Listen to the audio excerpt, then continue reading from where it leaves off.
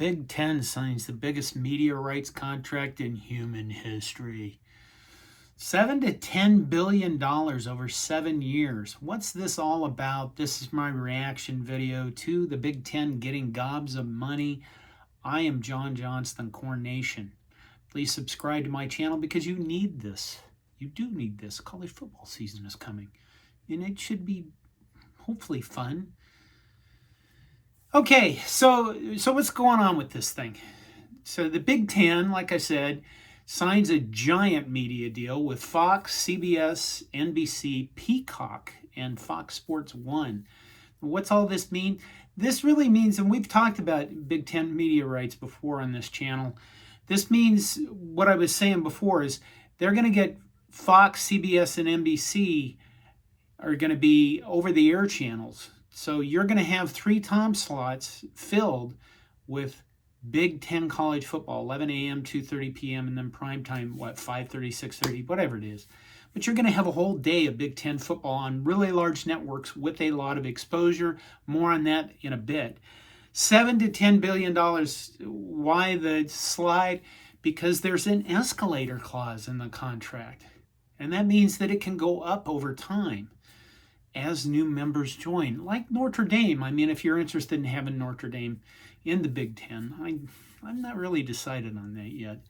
I think the key, one of the interesting things about this is this expires before the next SEC ESPN deal. And I think that, 7 years is, it's shorter than like a 10 or 12 year contract. And I think that's a good thing because we've seen so much change over just the last 5 years. Imagine what's going to happen in the next 7 years. Probably some consolidation.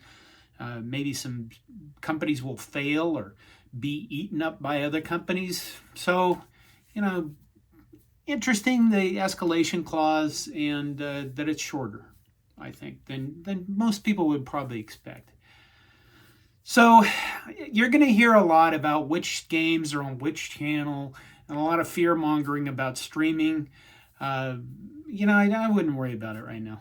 I know I'm supposed to play up some kind of boogeyman thing, like you won't be able to see your favorite games unless you subscribe to Peacock, which Peacock is in there. And there is a bit in the press release about exclusive games being on Peacock, and it specifically says this. Deliver exclusive Big Ten football and basketball games each season, as 8 regular season football games will appear on the platform, along with as many as 47 regular men's basketball games. 8 regular season football games, probably Nebraska versus North Dakota, an example. You're not going to see your big games, your enormous games on a streaming channel when you could put them over the air and get the ad dollars for having a ginormous audience. I kind of see the Peacock thing as them almost doing A/B testing.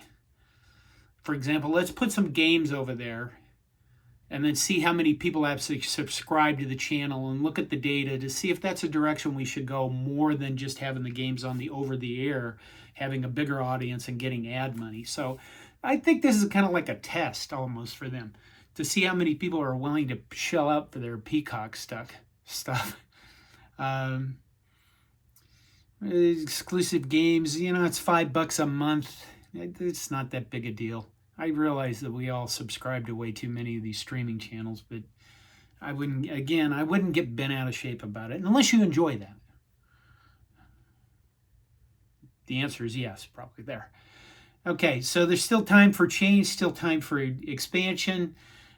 One of the things that we agreed on in the Corn Nation Slack room is, number one, again, the over-the-air access to big games. Getting an antenna, people who are casual fans being brought into college football.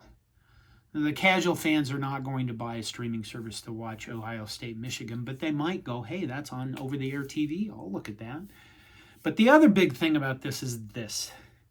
All these channels, what is it, CBS, Fox, and NBC, they all broadcast NFL games. So during those NFL games, you're going to see a lot of promotion of the Big Ten. Do you think they're going to promote the SEC? I don't think so. So we're going to see NFL games with Big Ten, Big Ten, Big Ten. And then the SEC people with their little ESPN and College Game Day can go, oh, we don't get to be seen during NFL games. Maybe they don't care. I don't know.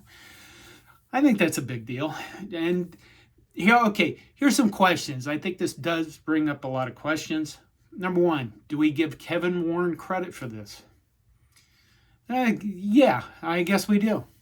I'll admit it. I swore at him a lot during the pandemic because he completely disappeared. But he is running this conference as commissioner, and this is a pretty neat deal. So, yes. Will there be shit tons of commercials like in the NFL? I expect that. I'd probably get more bent out of shape about that than I would about what channel is going to be wearing if I have to buy Peacock. And the big questions is this. What are these universities going to do with this money? I realize this probably a lot of people don't care about that part. But I think it's important. I think let's face it, money changes the face of all of this stuff, changes the face of everything. So is this going to result in bigger coaches' contracts, which are, quite frankly, I think already out of control to some extent? Yes, it will. And the reason it will is because agents are much better at business than athletic directors. That's the reality.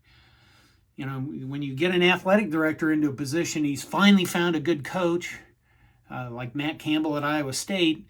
That athletic director, 90% of the time, all you have to do is instill fear into him. And he's like, how much money do you want? And then if he has it, he's going to give it to you. So yes, this will result in bigger coaches' contracts across the board. Is this going to result in more Taj Mahal facilities? This thing for Rutgers University, whose athletic department is terribly in debt and in bad shape, this is just a godsend to them. Are they going to build Taj Mahal facilities? If they're behind, maybe. But I don't know how more Taj Mahal you can get than you already have in a lot of big-time college football programs. And I think the public sentiment has changed to, how about if you pay the players? And that's the next thing, because I did see an article the other day about some rumor that the big players in college football were thinking about walking away from the NCAA. So could that lead to almost like something to where the colleges are directly paying the players? That is a damn good guess. And again, that kind of goes back to, how much do we put into this? How much fear do we put into this? Fear or greed? It's always one of those two things, right? So how much are you willing to pay for Nebraska and have a good football team? Like an Alabama level football team. Compete at that level. Do you want to pay players? That's the question. And I'm interested in your thoughts about this, as always. What do you guys think of this? There's gobs more money coming into college football. And where's it going to go? And what's going to happen? Is it going to affect anything you really care about other than having to buy Peacock for $5 a month? It's not that big a deal, really. Okay, John Johnston, Corn Nation. My reaction to the Big Ten media rights deal. There you go. I hope you're having fun. College football is getting very close.